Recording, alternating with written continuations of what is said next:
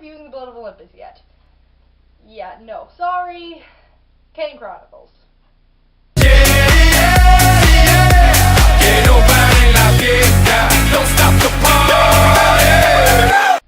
Okay, so Kane Chronicles, the Egyptian version of Percy Jackson, pretty much, except this one's a little different because we're not dealing with demigods. We're dealing with magicians. Yes, magicians. Yes, magicians. Okay? Don't question the Egyptians.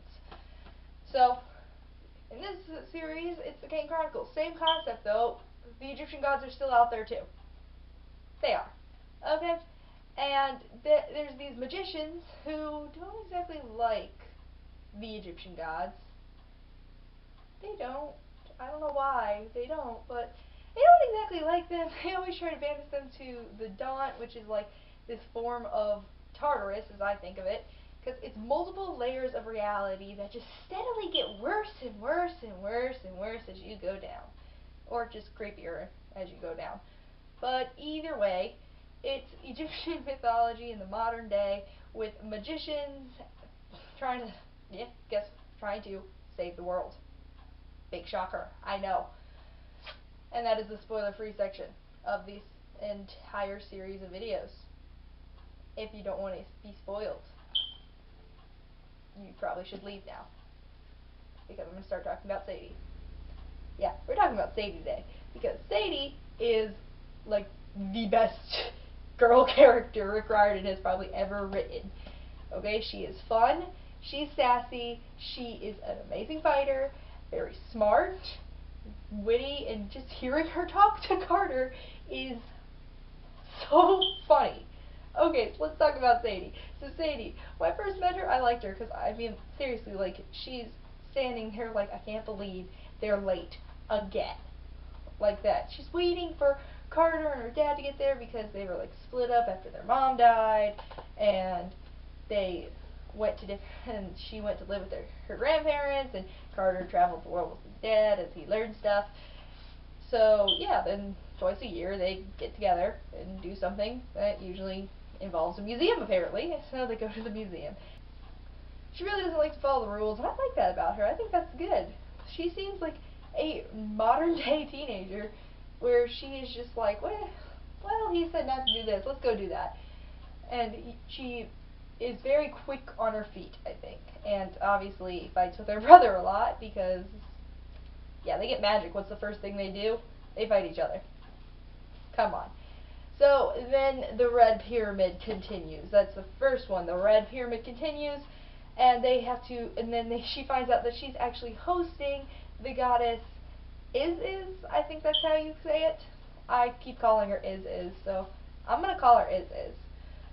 And she's the goddess of magic, okay? And it's great having someone talking in your head. Yeah, just randomly out of nowhere, suddenly talking. Next thing, talking. Which has got to be hard to keep two conversations straight, and they both have trouble with that, her and Carter. Occasionally, they both have so much trouble with that, but it really shows their strength with all of this, how they learn magic quickly. They're Kane, so they're Blood of the Pharaohs, which is just awesome. They can host gods, which, you know, I never thought about because a lot of this Egyptian mythology is new to me. I'm like, I never knew that myth.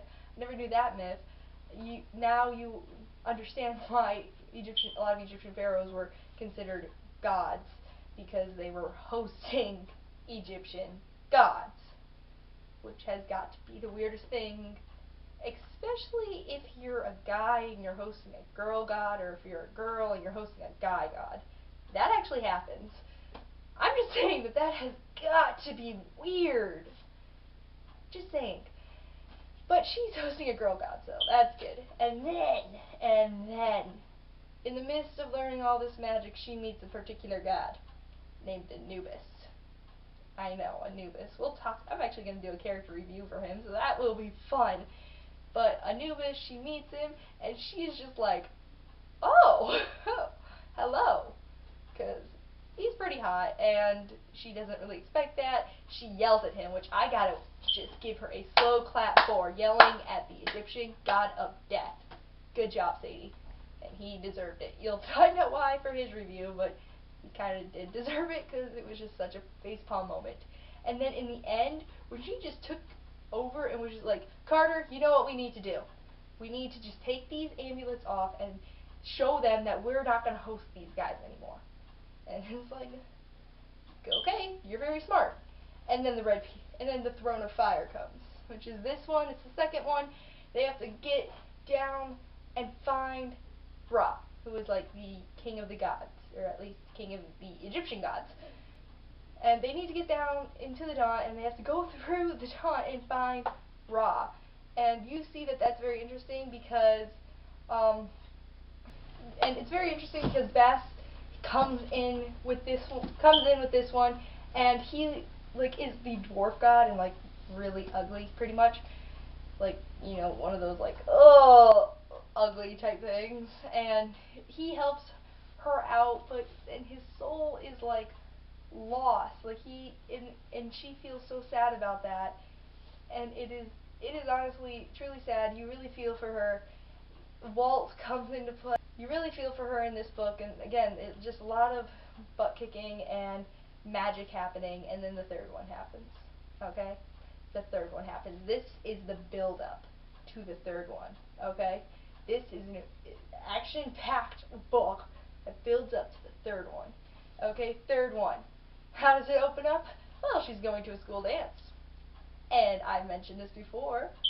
We see a certain demigod there by the name of Drew, who kind of teases her a little bit. And then Anubis comes, and they dance. Because by this point, she has this little crush on Anubis. But then there's also Walt, and now we have our love triangle going on. Ugh, love triangles. Can't love triangles. Why love triangles? Well, we gotta have a love triangle somewhere. So we got a love triangle going on now with Walt, Anubis, and Sadie, and it's just so much fun watching Sadie talk to Drew, because I don't really like Drew. She got better at the end of Blood of Olympus. That's all you're getting about Blood of Olympus for now, but I do really like her, and I love that Sadie told her off. So yes to Sadie, and again, she is so smart as she's going through this, and she works great with Walt. I like that. She works fantastic with Walt at her side. They're using there's a scene where they're using their amulets, and then they're teleporting to each other, and then of course Walt pulls the rug out from under her, and she doesn't like it. But when Anubis become Walt Anubis, she freaks out a little bit, and I'm sorry, Sadie, don't complain. She really shouldn't, because that's every girl's dream. You have two incredibly hot boys who are nice, protective, like hot. They're not butts, so come on. They're like the perfect guy, and they're both in love with you. And they just became the same person. Your dating problems are solved. Every girl would love that. But she freaks out a little bit, and it doesn't matter, and you can tell that she does love him, he does love her, but when the fighting comes, she's more like, well, you gonna help? Go on. And he's just like, oh yeah. Like she doesn't even give it a second thought, really. She realizes that, yeah, this is a good thing. This is a really good thing. And I kind of doubt that she's going to give Anubis an easy time about this, because I know her mom at the end, when she had the very nice conversation with her mom about, like, boys, which has to be weird, talking to your dead mom about boys. But when she's talking to her mom about boys, it is really funny, because, you know, her mom's like, just go easy on Anubis, this is his first time hosting. And I kind of doubt that she would go easy on him. But, hey, why not? I mean, come on. He's got to learn about the 21st century somehow, and that first lesson is girls are right. So, that is Sadie Kane for ya. Okay, she is smart, witty, very fast at thinking, and is pretty much the complete opposite of her brother, who is the one that we are going to talk about next week. And it's very interesting because they don't look anything alike, but they are alike in some ways, yet at the same time they're complete opposites. It's very, very, very strange. But that is Sadie Kane for you, the very awesome, sarcastic girl you will ever meet.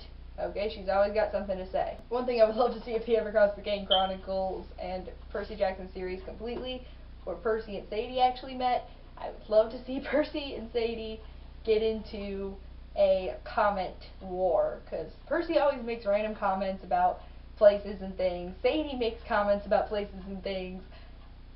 I would want to see who would be the better comment during that. That would be so much fun. Now, I want to do something a little different for this series. So I'm going to tell you a Egyptian spell. You guys ready? First spell to learn, probably a very good one to learn, is protect, which is nada. N''D''A'.